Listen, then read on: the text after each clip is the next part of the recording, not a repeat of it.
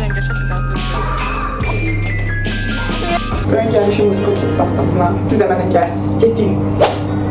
Ne varsa getdin. Selam eləyim. Ay Allah. Oy. Ay mənim şirin qızım baxaq.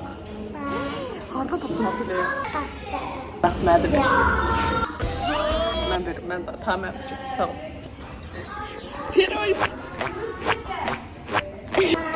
Bye bye. Neyim?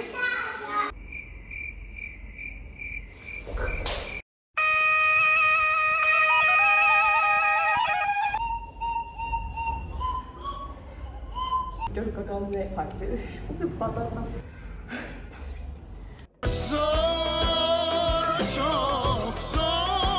Şimdi bir saate diğerlerini değiştireceğim, yattım biraz. Yanılmadın bilmişsən. Meryem. Arkadaşlar olar. Dostlar. Dostlar. Hiç gideri yokmuş. Yok. Bu da yaxşı.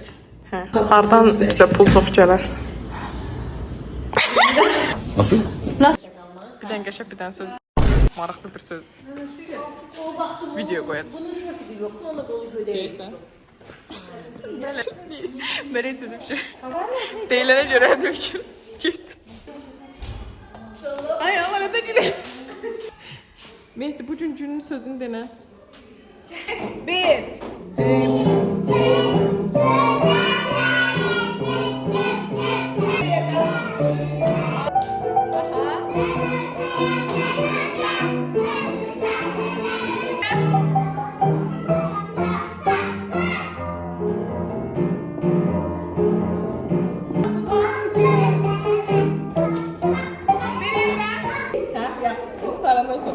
Anne bunu. Otur. Hemen şuraya buraya da. Ay gel. Benim başıma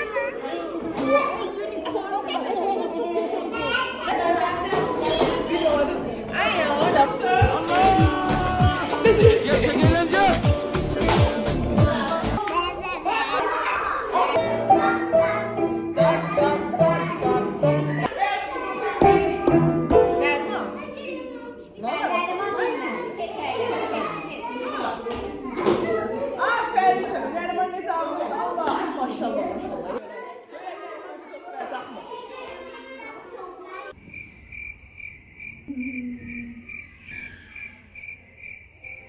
Güzel seçisim. Cuma değil ama cumasın bu araya. Selam. Sen de selam elə. Vay, stikerlerine bakın. Oh my god. Oh my god. What's that? What's that?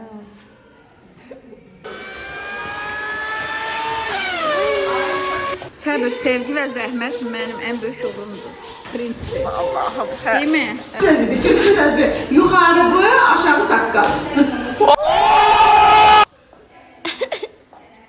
Verirlər. Ha dedim o kızım. Oy dedi. Sürək maşını. Gedək. Necə sürürük maşını? Göstər. Maşını sürməyə bax, qoyduq gedirik. Geldi sen de çekin. So, let's go home. Sağ olun dostlar, bu kadar besiniz.